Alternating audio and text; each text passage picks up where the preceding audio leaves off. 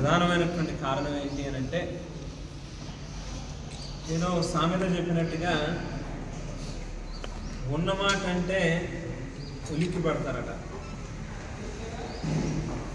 బహుశా ఒక 2-3 రోజుల క్రితం ఏదైతే సంక్రాంతి పండగ సందర్భంగా మన నియోజకవర్గంలో జరిగినటువంటి దోపిడీని మాట్లాడుతూ పెట్టినటువంటి పత్రికా సమావేశం చూసి పాపం మా పార్టీ పేరు మీద ఎంపీటీసీగా గెలుపొందినటువంటి వ్యక్తి తాలూకా భర్త,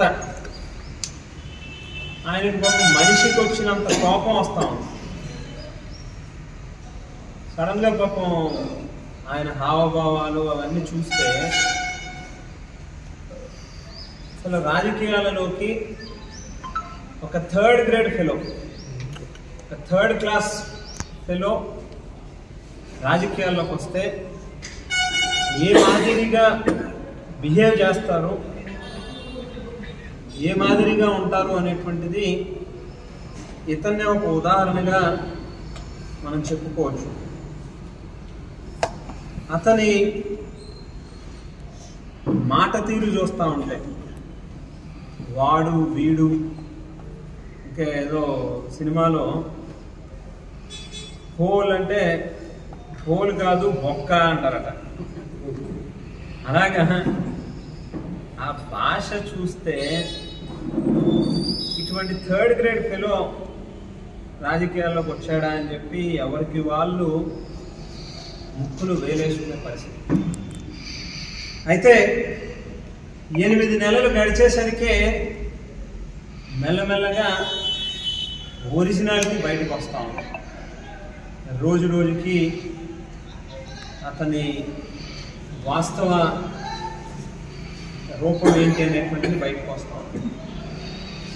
అధికార మదంతో ఏం మాట్లాడుతున్నామో తెలియకుండా నోటికి వచ్చినట్టుగా మాట్లాడుతున్నటువంటి మాట తీరు చూసి ఇవాళ ప్రజలు ఇటువంటి వ్యక్తిన మనం ఓటేసింది అని చెప్పి లెంపలేసుకుంటా ఉన్నటువంటి పరిస్థితి కనిపిస్తా ఉంది. ఇవాళ ఎన్నికల్లో రాజకీయాలలో గెలుపు ఓటములు అనేటువంటివి సహజం. డాక్టర్ బాబాసాహెబ్ అంబేద్కర్ గారు భారతదేశానికి రాజ్యాంగాన్ని ఇచ్చి ఒక సామాన్యుడికి కూడా ఈ దేశంలో ఒక గౌరవాన్ని కల్పించినటువంటి వ్యక్తి అంబేద్కర్ గారు. ఆయన ఖాళీ ఓటుకి కూడా బహుశా సరిపోలేదు. అటువంటి గొప్ప మహనీయుణ్ణే ఎన్నికల్లో రాజకీయాల్లో మన దేశ రాజకీయాల్లో ఓడిపోయినటువంటి పరిస్థితి. ఆయన ముందు మనలాంటోళ్ళం ఎంత. రాజకీయాల్లో గెలవడం ఓడడం అనేటువంటిది ఎన్నికలను ఒకటే లెక్కేసుకునేటటువంటి వాళ్ళు అవకాశవాదులు మాత్రమే లెక్కేసుకుంటారు. ప్రజల మనసుల్ని గెలుచుకునేటటువంటి వాళ్ళు నిజమైనటువంటి నాయకులు అవుతారు. ప్రజల హృదయాల్లో సుస్థిరమైనటువంటి స్థానాన్ని సంపాదించుకుంటారు. ఇవాళ గాలికి గెలిచినటువంటి వ్యక్తి తెలుగుదేశం, బీజేపీ, జనసేన 3 పార్టీలు కలిసి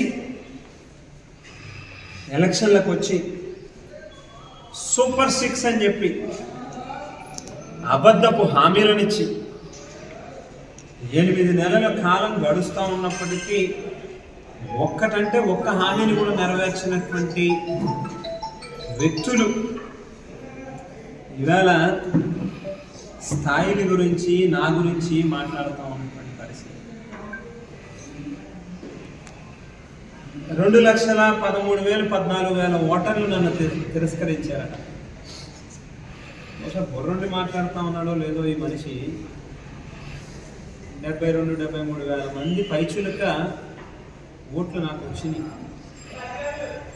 ఇవాళ ఒక్కసారి రాష్ట్రం మొత్తం మీద ఎన్నికల ప్రక్రియని గమనిస్తే ప్రత్యేకించి జనసేన పార్టీకి సంబంధించినటువంటి అభ్యర్థులు 21 స్థానాల్లో ఎక్కడైతే పోటీ చేశారో వాటిని గమనిస్తే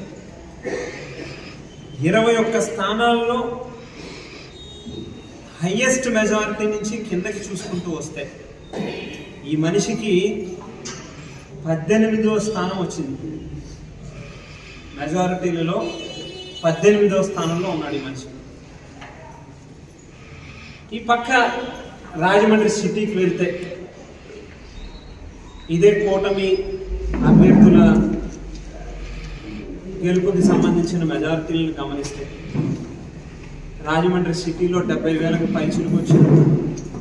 రాజమండ్రి రూరల్లో 60,000 పైచిలకు వచ్చింది. ఈ పక్క జగ్గంపేట చూస్తే 50,000 పైచిలకు వచ్చింది.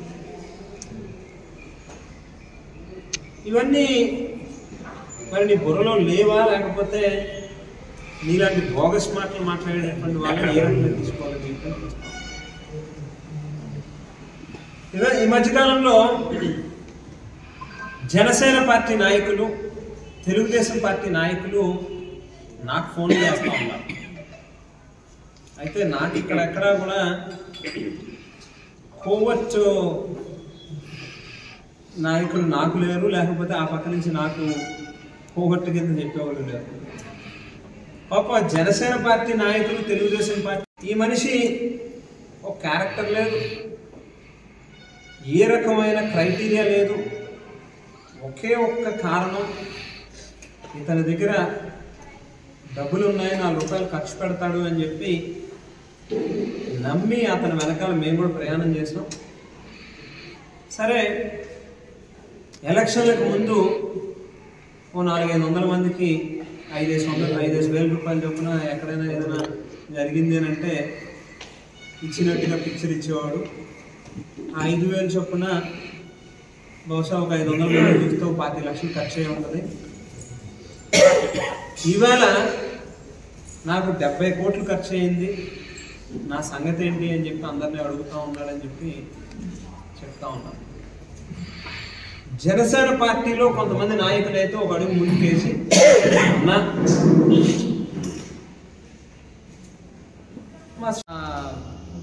ఎక్కడైనా సంబరాలు లేకపోతే ఈ ఉత్సవాలు ఇటువంటివి జరిగినప్పుడు ఎలక్షన్లకు ముందు ఆయన భార్యని పంపించి, ఆయన పిల్లల్ని పంపించి జాకెట్ ముక్కలు అవి పంచిపెట్టేవాడు.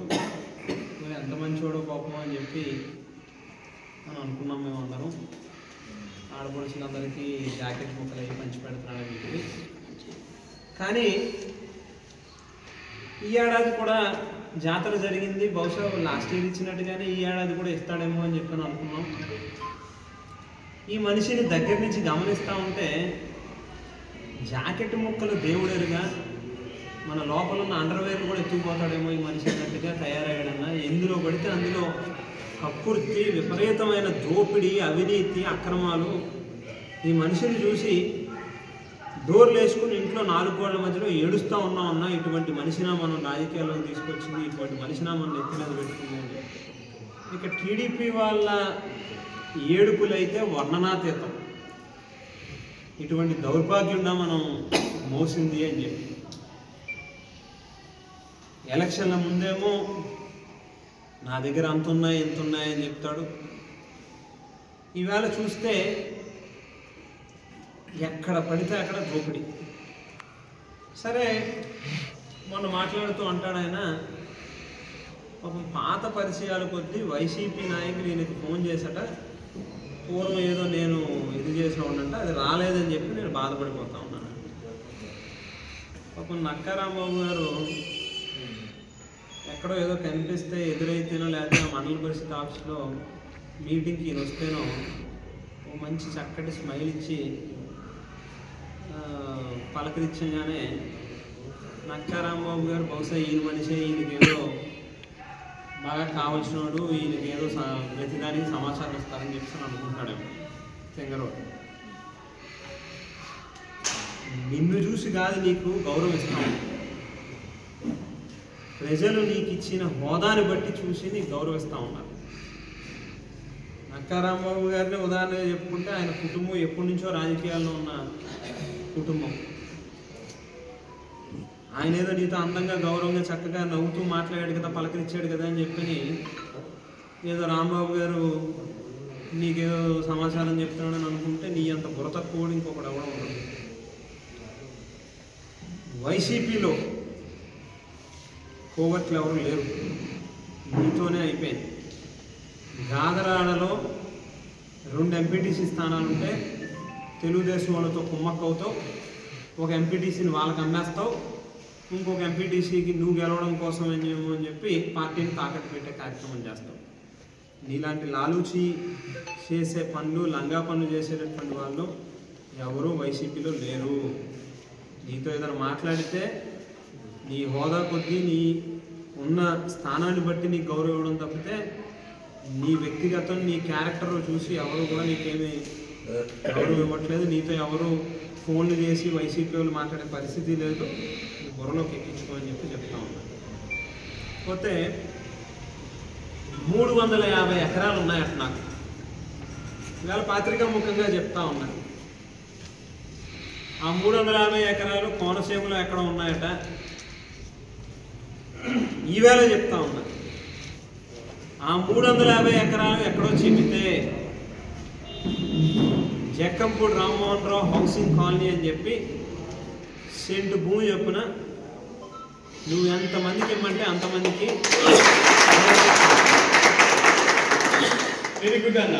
నీకు ఎక్కడ కావాల్సిందో అక్కడ చూపించి నాకు ఆ సర్వే నెంబర్లు ఏంటో, లేకపోతే ఎక్కడ ఏ ఊరిలో ఆ భూములు ఉన్నాయో చూపించి, నీకంటే ఏదైనా కాస్త కొస్త సిగ్గంటూ ఏడిస్తే ఆ 350 ఎకరం ఎక్కడుందో 80 ఎకరం ఎక్కడుందో చూపించు. వెంటనే కాగితాలు రాసి ఇచ్చేస్తాను, నువ్వే పంచిపెట్టుకో. బెంగళూరులో లిక్కర్ షాపులట, ఏవేవో ప్రగల్భాలు. సరే, స్థాయి గురించి మాట్లాడతాడు ఈయన. నిజమే, నీది నాది ఖచ్చితంగా ఒక స్థాయి కాదు. ఎందుకు అనంటే నా బాబేమి ఐపీలు పెట్టలేదు, టోపీలు పెట్టలేదు. నా స్థాయి అది కాదు. నీకులాగా విజయవాడ బాటా షోరూంలో దొంగతనాలు చేయలేదు, దోపిడీలు చేయలేదు, నమ్మిన వాళ్ళని మోసం చేసి డబ్బులు ఎత్తుకురాలే. నా మీద దొంగతనాల కేసులు లేవు. నాది నీది ఒక స్థాయి కాదు. ఉద్యోగాలు ఇప్పిస్తా అని చెప్పి చీటింగులు చేసి ఒక్కొక్క మనిషి దగ్గర 3 లక్షలు 5 లక్షలు 10 లక్షలు డబ్బులు వసూలు చేసి పంగనామాలు పెట్టిన స్థాయి నాది కాదు. కూతురికి, కడుపున పుట్టిన కూతురికి సారి పంపించి దాన్ని కూడా అడ్వర్టైజ్మెంట్ చేసుకున్న స్థాయి నాది కాదు. ఒక పార్టీ పేరు మీద గెలిచి మరో పార్టీలోకి వెళ్ళి కనీసం ఎంపీటీసీకి కూడా రాజీనామా చేయలేనంత ధైర్యం లేనటువంటి స్థాయి నాది కాదు. కోర్టులకు వెళ్ళి స్టేలు తెచ్చుకున్న స్థాయి నాది కాదు. ఎన్ఆర్ఈజీఎస్ వర్కుల దగ్గర నుంచి అన్ని కాంట్రాక్ట్ వర్కులు, అన్ని నామినేటెడ్ వర్కులు కూడా 10%కి అమ్ముకున్న స్థాయి నాది కాదు.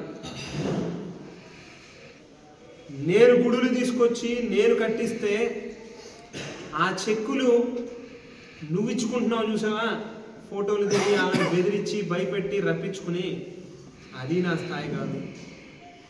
లాలా చెరువు హౌసింగ్ బోర్డు కాలనీలో ఓ బ్రహ్మాండమైన పార్క్ నేను కడితే నువ్వు ఫోటోలు దిగి నువ్వేదో కట్టినట్టుగా కూటమి ప్రభుత్వం ఆహ్లాదకరమైన వాతావరణం కోసం, పచ్చదనం కోసం చాలా పెద్ద పెట్టేశాను కిందట.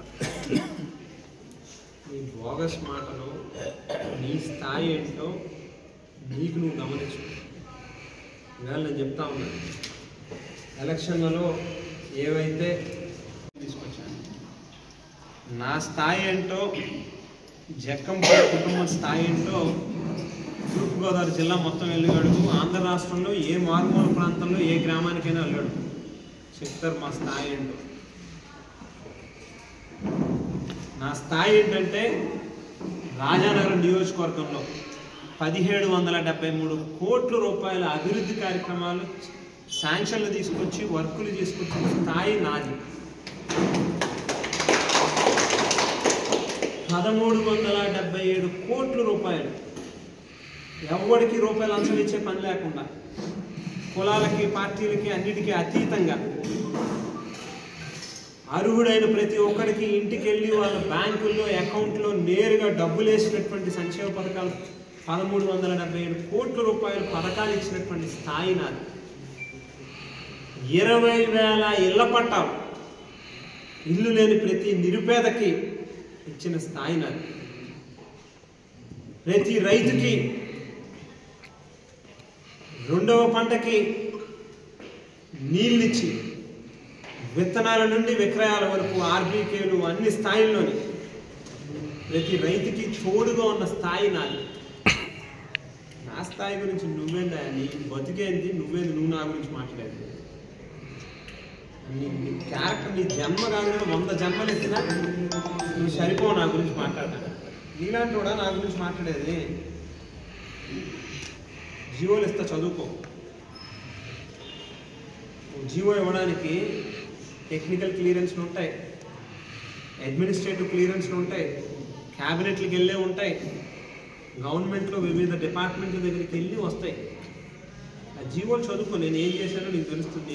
నీ కళ్ళకి ఏదైనా కాస్త వస్తే నీకు ఏదైనా కనిపిస్తే కాస్త చదువేడు తెలుస్తాయి నీకు.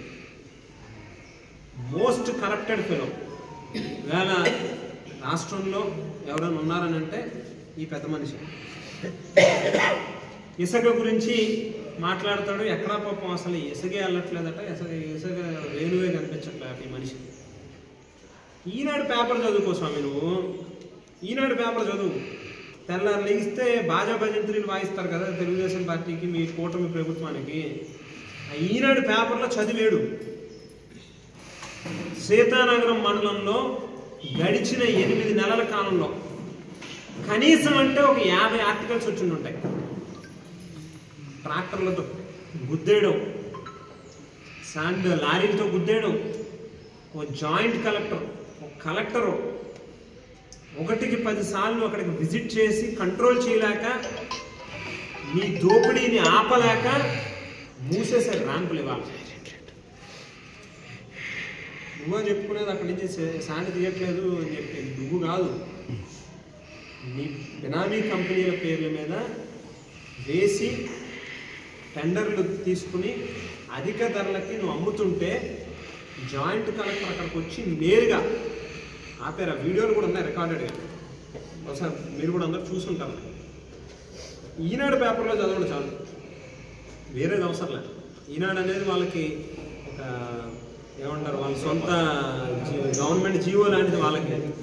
అందులో చదివితే తెలుస్తుంది ఎన్ని ఆర్టికల్స్ వచ్చినాయో. మట్టి, రాఘవాపురం, లేకపోతే కలవచర్ల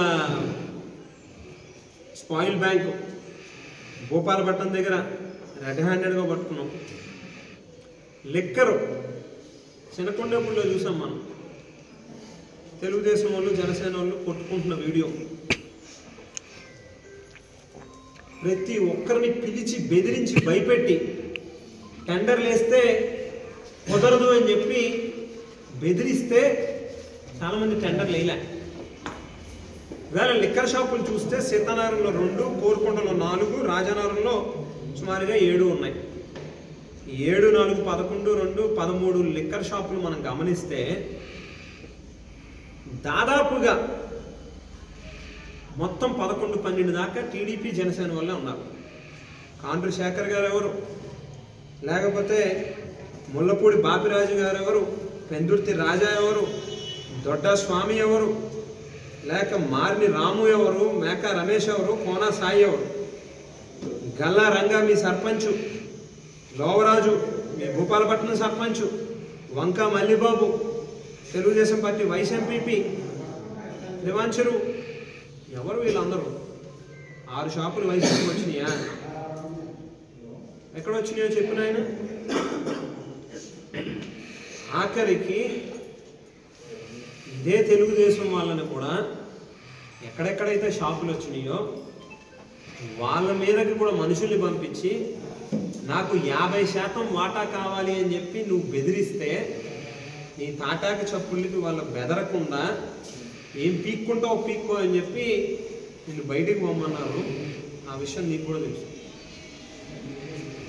అయినా కూడా ఫైనల్గా వాటాలు ఇవ్వని కారణంగా నెలకి షాపు కింద అని చెప్పి పెట్టి ప్రతి నెల కూడా డబ్బులు దందాలు వసూలు చేసుకుంటా ఉన్నటువంటి బతుకు నీది. నీలాంటి కూడా నా గురించి మాట్లాడేది. పోస్టింగులు ఇవాళ ప్రజలందరికీ కూడా ఒకటే చెప్తా ఉన్నా, మన నియోజకవర్గంలో ఉన్న వాళ్ళు, మీ దగ్గర ఒక విఆర్ఓ రూపాయి తీసుకున్నా, ఓ పంచాయతీ సెక్రటరీ ₹1 కలెక్ట్ చేసిన, పోలీస్ స్టేషన్కి వెళ్ళినా, ఏ డిపార్ట్మెంట్కి వెళ్ళినా కూడా మీ దగ్గర నుంచి తీసుకునే ప్రతి రూపాయి కూడా శాసనసభ్యుడి జేబుల్లోకి వెళ్తున్నాయి అనేటువంటి విషయాన్ని గుర్తుపెట్టుకోండి అని చెప్పి చెప్తా ఉన్నాను. లంచం తీసుకునే ప్రతి అధికారి కూడా ఆ డబ్బుల్ని ఎమ్మెల్యే అకౌంట్లోకి పంపించాలి కాబట్టి మీ దగ్గర తీసుకుంటున్నారు అనేటువంటి విషయాన్ని బుర్రలోకి ఎక్కించుకోండి. విఆర్ఓ దగ్గర నుంచి ఎంఆర్ఓ వరకు, సెక్రటరీ నుంచి ఎండిఓ వరకు, హోంగార్డ్ దగ్గర నుంచి సర్కిల్ ఇన్స్పెక్టర్ వరకు ప్రతి పోస్టింగ్కి కూడా రేట్ కార్డు పెట్టి, తారీఫ్ పెట్టి డబ్బులు వసూలు చేసుకోండి. గతంలో మేము అధికారంలో ఉన్నప్పుడు మీ గ్రామాల్లో వర్కులు ఎవరు చేశారు?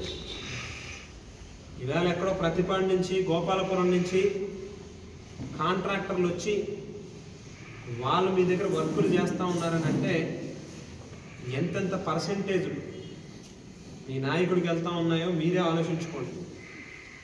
నేను ఎప్పుడు మా నాయకులు ఎవరి దగ్గర కూడా రూపాయి ముట్టుకోలే, పర్సెంటేజ్లు కావాలని అడగలే, ఏ ఒక్కరి దగ్గర కూడా పైసా ముట్టుకున్న పరిస్థితి లేదు. ఇవాళ మీరు ఆలోచన చేసుకోవాల్సినటువంటి అవసరం ఉంది. ఎన్ఆర్ఈజీఎస్ వర్కులు ఎంత పర్సెంటేజ్కి అమ్ముకున్నాడు ఈ మనిషి? సిగ్గు అనేది ఉందా? కాంట్రాక్టర్ల దగ్గర డబ్బులు వసూలు చేస్తే పర్సెంటేజ్లు తీసుకుంటే వాళ్ళ క్వాలిటీ మెయింటైన్ చేస్తారా? రేపు చూపిస్తారు, రేపు ఎక్కడెక్కడ ఏ గ్రామాల్లో ఎంత నాణ్యత లేనటువంటి వర్కులు ఈవేళ కాంట్రాక్టులు చేస్తూ ఉన్నారు. రియల్ ఎస్టేట్ వ్యాపారస్తుల్ని పిలుస్తాడు, ఎకరానికి ఎంత ఇమ్మని చెప్పి బెదిరిస్తాడు. ఆదికవి నన్నయ్య విశ్వవిద్యాలయాన్ని కూడా టార్గెట్ పెడతాడు. ఆఖరికి ఆ వీసీని బెదిరిస్తాడు, రిజిస్ట్రార్ని బెదిరిస్తాడు, అందరిని బెదిరించి ఆదికవి నన్నయ్య యూనివర్సిటీ నుంచి నెలకి 25 లక్షల రూపాయలు కావాలి అని చెప్పి వాళ్ళ మీద ఒత్తిడి తీసుకొచ్చే ప్రయత్నం అంటే ఎంత కర్మ ఇవ్వాల అని చెప్పి ఆలోచన చేయండి అని చెప్పుకోవాలి. ఎప్పుడూ లేనటువంటి కొత్త సంస్కృతులు, లేడు బ్యాచ్లు, రికార్డెడ్ కేసులు ఉన్నాయి, ఎఫ్ఐఆర్ నెంబర్లు, క్రైమ్ నెంబర్లతో సహా ఇస్తా. పేకాట క్లబ్బులు, గ్రామానికి ఒక్కొక్క పేకాట క్లబ్ నడుస్తూ ఉంది. ఆ క్లబ్బుల నుంచి కూడా నెల నెలా డబ్బులు వెళ్తూ ఉన్నాయి మనిషికి. ఆడవాళ్ళు ఆలోచించుకోండి, మీ మొగోళ్ళు తీసుకెళ్ళి జోదాలలో పాడు చేసేటటువంటి డబ్బంతా కూడా ఈ సోకాల్డ్ ఈ బోగస్ మనిషి జేబుల్లోకి వెళ్తూ ఉన్నాయి. ఆడవాళ్ళందరూ కూడా ఆలోచించుకోవాల్సిన అవసరం ఉంది. డ్రగ్స్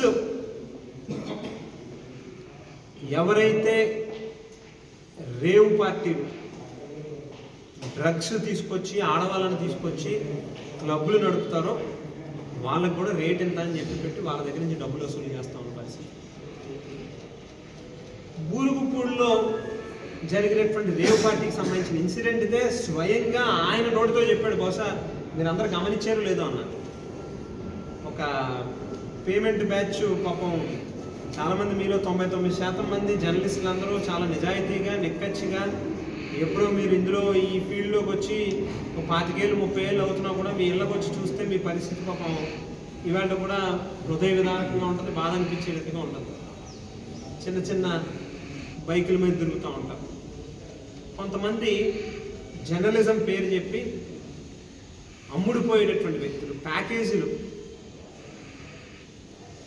డబ్బులు ఇస్తే ఏదైనా వేసేసేటటువంటి వాళ్ళకి మొన్న ఇచ్చిన ఒక ఇంటర్వ్యూలో చూసాం.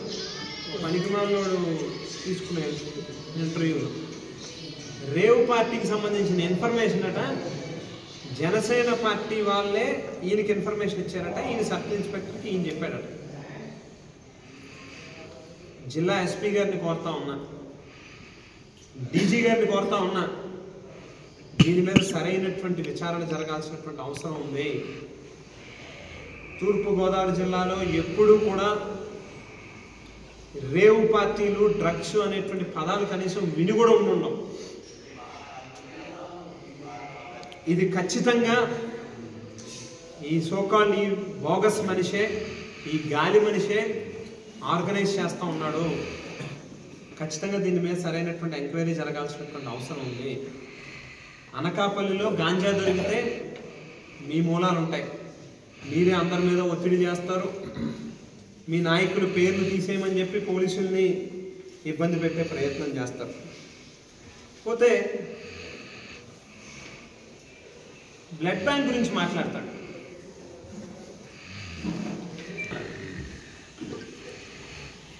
పోయి మీ పార్టీ నాయకుడు ఉన్నాడు కదా పవన్ కళ్యాణ్ గారు, ఆయన అన్నగారిని వెళ్ళి అడుగు, మెగాస్టార్ చిరంజీవి గారిని, బ్లడ్ బ్యాంక్ అంటే ఏంటన్నా అని చెప్పి.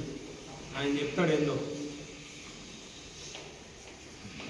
నీకులాగా శివాలయంలో కుండీల్లో డబ్బులు ఎత్తుకెళ్ళిపోయే వాళ్ళని, ఆ గాదనాడులో ఎక్కడ పడితే అక్కడ డబ్బులు వసూలు చేసి ఒక గుడి కట్టి కొబ్బరి చిప్పలు అమ్ముకునేవాడిని, లేకపోతే అన్నదానం పేరు చెప్పి రోజు అక్కడ రైస్ ఇవ్వండి అని చెప్పి ఆ రైస్ తీసుకెళ్ళిపోయి దొడిదారిలో బియ్యం అమ్ముకునేవాడిని, గుళ్ళు దగ్గర బియ్యం అమ్ముకునేవాడిని, లేకపోతే ఆ గుళ్ళు దగ్గరికి వచ్చిన వాళ్ళు భక్తులు చెప్పులు పోతున్నాయట, పోలీస్ స్టేషన్లో కంప్లైంట్లు కూడా అవుతున్నాయి. నీకులాగా భక్తులు చెప్పులు అమ్ముకునేవాడికి, కొబ్బరి చెప్పులు అమ్ముకునేవాడికి నీకేం తెలుస్తుందా బ్లడ్ బ్యాంక్ తాలూకా విలువేంటో? పోయి చిరంజీవి గారిని అడుగు, చెప్తాడు.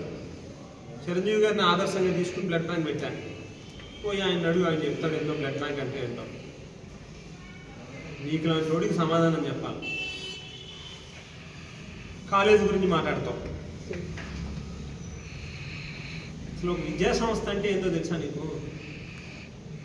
కనీసం 1వ తరగతి 2వ తరగతి కూడా చదువున్నావు. నీ ఎలక్షన్ అఫిడవిట్ చూస్తే తెలుస్తుంది. నీకు ఇలాంటి చదువురాని పనికి మాలలోనికి ఏం తెలుస్తుంది అసలు ఒక విద్యా సంస్థ అంటే ఏంటో? వేళ రాష్ట్రంలో లేక జిల్లాలో రాజమండ్రిలో కొన్ని వేల మంది విద్యార్థులు తయారు చేసినటువంటి గొప్ప సంస్థలు నడుపుతా ఉన్నాయి. నాకు 16 ఏళ్ళు వయసు ఉన్నప్పుడు పెట్టినటువంటి సంస్థ. నువ్వు అదే 16 ఏళ్ళ వయసుకి ముందే దొంగతనాలు లేకపోతే బాటా షోరూంలో దొంగతనాలు ఇవన్నీ చేసినోడు నీకేం తెలుస్తుంది? ఒక సెక్యూరిటీ ఏజెన్సీ నడిపి కోట్ల రూపాయలు సంపాదించిన వాళ్ళు ఎవరైనా చూపించండి నాకు. అసలు మొత్తం భారతదేశంలో మ్యాన్ పవర్ సర్వీసెస్ మీద నమ్మక ద్రోహాలు చేసి వచ్చినటువంటి వ్యక్తి ఈ మనిషి. డబ్బులు ఎక్కడి నుంచి వచ్చినాయో అతను చెప్పుకోవాల్సినటువంటి అవసరం ఉంది. పేపర్ మిల్లు గురించి మాట్లాడతాడు. ఇలా స్పష్టంగా ఒకటే చెప్తా ఉన్నా,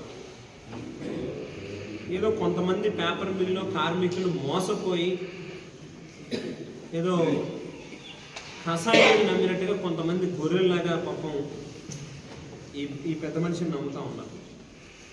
ఈ మనిషి జీవిత చరిత్ర అంటే వెనక్కి వెళ్ళి చూడండి.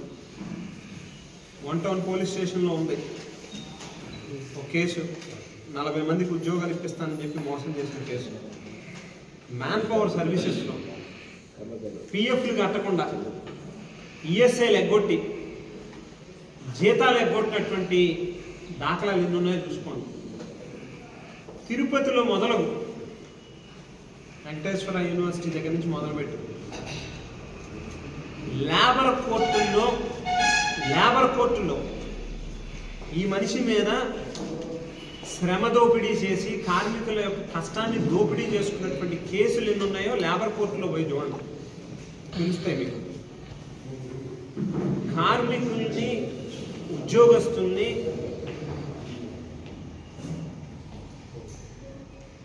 మోసం చేసినటువంటి ఒక మోసగాన్ని ఇవాళ మనం చూస్తా ఉన్నాం. జయకృష్ణ అనేటువంటి మేనేజ్మెంట్ తాలూకు మనిషి దగ్గరికి వెళ్ళి బేరం మాట్లాడుకుంటాడు. ఈ గొడవను చక్క పెట్టడానికి నేను ఒక చిన్న పిక్చరింగ్ ఇస్తా, నాకు ఎంత ఇస్తారు అని చెప్పి. కార్మికుల గురించి ఏం తెలుసు ఆయనకు? మా ప్రస్థానం మొత్తం వెనక్కి తిరిగి చూస్తే ప్రతి అడుగులో కార్మికులు ఉంటారు. ప్రతిపక్షంలో ఉన్నామా అధికారంలో ఉన్నామా అనేది ఏ రోజు చూడలే. కార్మికుల పక్షాన్ని నిలబడ్డాం. రోడ్డెక్కి పేపర్ మిల్ యాజమాన్యాన్ని నిలదీశారు. నిరాహార దీక్ష కూడా చేశారు. అందులో ఆత్మహత్య చేసుకున్న ఒక కార్మికుడికి కూడా తోడుగా నిలబడ్డ ఆర్థికంగా సాయాన్ని అందించే కార్యక్రమం కూడా చేశారు. ఏదో పళ్ళుతోనేమా ఏదో అప్పుడు ఏం చేసామని చెప్పని అడుగుతున్నాడు. నిన్న మొన్న రాజకీయాల్లోకి వచ్చినాడు బాగా వచ్చాడు నా ముందు. రాజకీయాలు మీకు బహుశా వయసు లేదా ఒళ్ళో ఇంత భారీగా ఉంటే ఉండుండొచ్చు. రాజకీయాల్లో నా ముందు బాగా వచ్చాడు. నువ్వు కార్మికుల గురించి మాట్లాడితే ఎవడో చెవుల్లో పూలు పెట్టుకుని నమ్మడానికి ఎవరు లేడు. కార్మికుల సమస్యల గురించి మాట్లాడడానికి నువ్వు అనర్హుడు అసలు. నీకు అర్హత లేదు అసలు. నీ మీద లేబర్ కోర్టులో ఉన్న కేసులు చూపిస్తే చూని ముఖం మీద ఉమ్మేస్తారు కార్మికులు. నీలాంటి కూడా మాట్లాడేది వేళ ఫైనల్గా నీకు ఒకటే చెప్తాం. నీలాంటి థర్డ్ గ్రేడ్ ఫెలోకి నువ్వు మాట్లాడేదానికి సమాధానం చెప్పాల్సిన పని నాకు లేదు. ప్రజల కోసం ఈసారి మాత్రమే సమాధానం చెప్తా ఉన్నా. నేను మళ్ళీ సమాధానం చెప్పాల్సిన పని లేదు. నువ్వు ఏవైతే ఎన్నికలకు ముందు లేకపోతే ఈవేళ ఆరోపణలు చేస్తూ ఉన్నావో, నీకే కనుక దమ్ముంటే, నువ్వు అంత సమర్థుడివి అయితే ఎంక్వైరీ లేపించి నిరూపించి నువ్వేం చేస్తావు అప్పుడు చెయ్యి. అంతే తప్పితే బోగస్ మాటలు ఎందుకు వచ్చింది స్వామి? ఇవాళ నీకు ఒకటే చెప్తా ఉన్నా ఫైనల్గా, నేను మంచోడు కాదు, నాతో పెట్టుకోవద్దు, నీ పదవోడు కొట్టా, నువ్వు మంచోడు కాదని తెలిసే స్వామి అందరికీ. పాపం ప్రజలు తెలియక ఓట్లు వేసేది.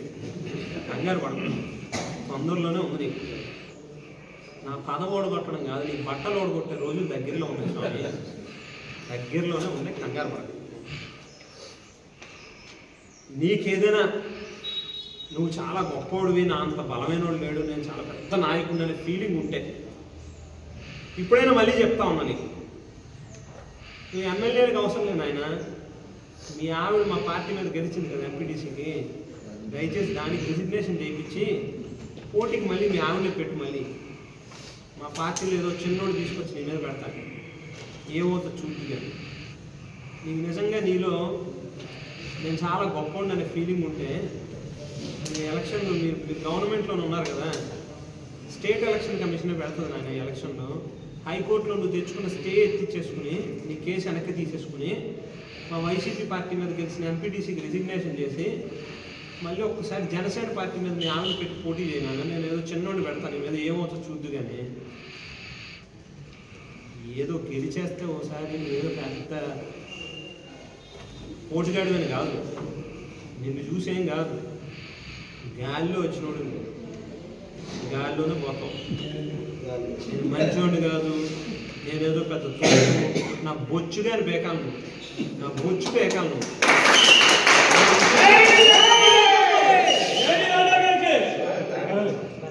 నా ఇంట్రుకు ముక్కగానే బేకాలను. జక్కంపూడితో మాట్లాడుతున్నాం అనేది దృష్టిలో బుర్రలో పెట్టుకుని మాట్లాడు. నీలాంటి వాళ్ళు 1,00,000 మందిని చూసుకుంటాం. నా బొచ్చుగాడు నువ్వే నన్ను పీకేది. బుర్రలో పెట్టుకుని మాట్లాడు, ఎవరితో మాట్లాడుతున్నావు. అధికార మదం బాగా బుర్రకెక్కించుకున్నాము, ఎక్కువ రోజులు ఉండవు. కాస్త దిగు, కొంచెం అందులోంచి కిందకి దిగి మాట్లాడితే బాగుంటుంది.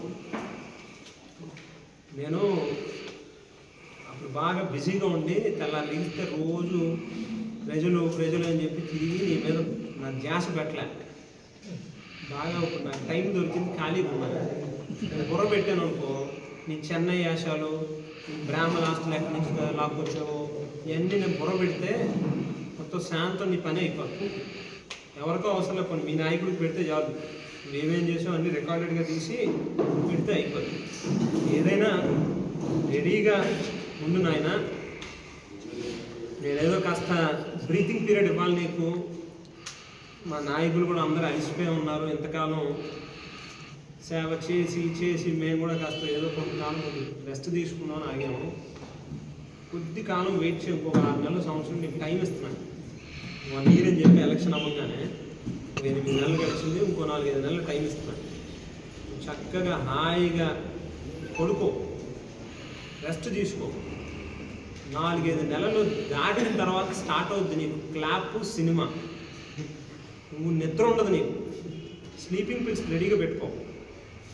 నువ్వు నా ఆరోగ్యం గురించి నువ్వేం చెప్పవసరలే, చక్కగా బ్రహ్మాండంగా ఉన్నా, నాకేం ఇబ్బంది లేదు. నువ్వే పాపం గెలిచిన తర్వాత అదేంటో బాగా బలిసిన బరిలాగా తయారయ్యావు. నీ ఆరోగ్యం చూసుకోలేక నీకు కొలెస్ట్రాల్, బీపీ ఇంకోటి వస్తే సస్తావు గమ్మున తొందరగా. నా గురించి నువ్వేం పెద్ద ఎక్కువ ఆలోచించవు, నాకు అంతా బాగానే ఉంది. నా గురించి నువ్వు ఎక్కువ పెద్దగా ఆలోచన చేయకు, నీ గురించి నువ్వు ఆలోచించు. పులులు సింహాలు పోయి అడవిలో ఉండాలంటావు కదా, ఎక్కడ ఉండాలో మేము నిర్ణయించుకుంటాం. కానీ నీ నోటితో నువ్వు మేము పులివి సింహాన్ని ఒప్పుకున్నావు కదా. సింహం ఎప్పుడైనా, రాజు రాజే, గెలిచినా ఓడినా జక్కంపూడి ఇక్కడ. కాదు, కాస్త బుర్ర పెట్టుకుని మాట్లాడు, నోరు అదుపులో పెట్టుకుని మాట్లాడు. ఖచ్చితంగా నీకు ఎలాగో ఇంకో 4-5 నెలలు పోయిన తర్వాత నీకు బ్యాండ్ బాగా స్టార్ట్ అవుతుంది. నీకు నువ్వు ఒక్క రాత్రి కూడా నేను పడుకొని చూస్తూ ఉండు, అది ఎక్కువ అవసరం లేదు. ఒక 4-5 నెలలు నువ్వు చక్కగా రెస్ట్ తీసుకో. ఒక 4-5 నెలలు పోయిన తర్వాత ఒక సింగిల్ నైట్ కూడా నీకు నిద్ర ఉండకుండా చేస్తాను. ఏంటి గోల్ ఏంటి, గొడవ ఏంటి, నేను చేసే దోపిడీని అవినీతి ఈ స్థాయిలో చూపిస్తున్నాను ప్రజలకి అని చెప్పి లబోదికం నీకు నువ్వు 4 గోడల మధ్యలో ఏడ్చే రోజులు వస్తాయి. నిద్ర ఉండదు. ఎందుకు రాజకీయాల్లోకి వచ్చాను రా స్వామి, అనవసరంగా ఎక్కడ పెట్టుకున్నాను రా బాబు అని చెప్పి దండం పెడతాం. తొందరలోనే ఉన్నాయి, ఎక్కువ రోజులు లేవు, రెడీగా ఉండదానికి.